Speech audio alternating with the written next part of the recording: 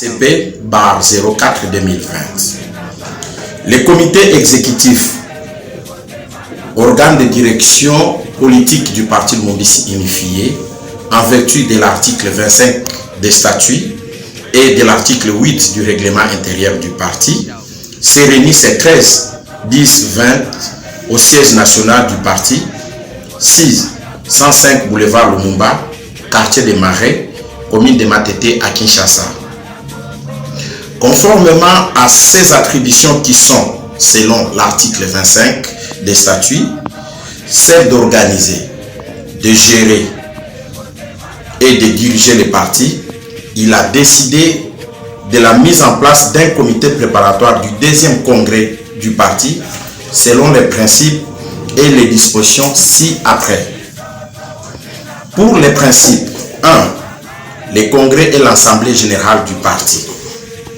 En tant qu'assemblée générale d'une association, il a les 5 missions classiques suivantes. Premier tiré, l'audition du rapport général, moral et financier pour la période intersection. Deuxième tiré, la revisitation des instruments, textes et autres, des fonctionnements. Troisième tiré, l'attribution des nouvelles légitimités et légalités aux gestionnaires. Quatrième tiré, les règlements des contentieux. Cinquième tiré, la fixation des objectifs et orientations pour les futurs. 2. Le congrès doit aborder ces questions de manière souveraine car il est l'organe suprême du parti conformément à l'article 22 des statuts et à l'article 11 de son règlement intérieur. 3. Le congrès est toutefois celui d'une association particulière, à savoir les PALO, parti politique de masse, révolutionnaire, historique et toujours en lutte. Les délégués doivent donc revêtir un minimum de représentativité vis-à-vis des masses qu'ils sont censés représenter. C'est pourquoi, concomitamment à la préparation du congrès, les comités exécutifs se doivent de remettre les partis en ordre, en marche et en étant dynamique. Ainsi, le comité exécutif a arrêté les dispositions ci-après pour les comités préparatoires du deuxième congrès du parti. 1. Composition.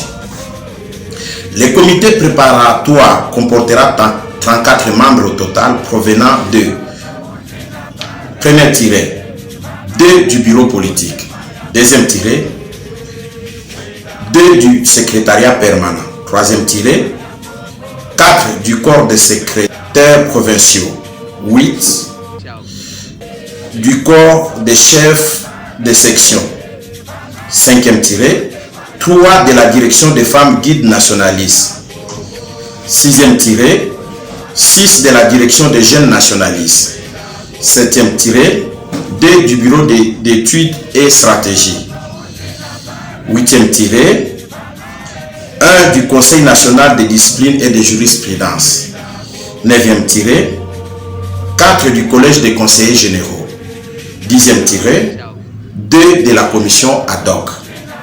Ces membres seront tous choisis en fonction des critères relatifs à l'ancienneté dans le parti, l'expérience, la disponibilité, la régularité vis-à-vis du parti et le militantisme. 2. Organisation. Le comité préparatoire comprendra des points. Une présidence avec un président et un vice-président et 7 sous-comités. Sous-comité 1 sera chargé du rapport général. Sous-comité 2 chargé des textes et de l'organisation du parti. Sous-comité 3 chargé du programme et du manifeste du parti. Sous-comité 4 chargé des contentieux. Sous-comité 5 chargé de la mise en place et des élections. Sous-comité 6 chargé de la logistique. Sous-comité 7 chargé du secrétariat et de la communication. 3. Mode de travail du comité préparatoire. Des réunions, débats avec des décisions consensuelles. 4. Lieu de travail, siège national du parti Mundisi Unifié. 5. Durée de travaux du comité préparatoire. Elle sera de 3 mois calendaires. 6. Installation et début des travaux. Samedi 24 octobre 2020.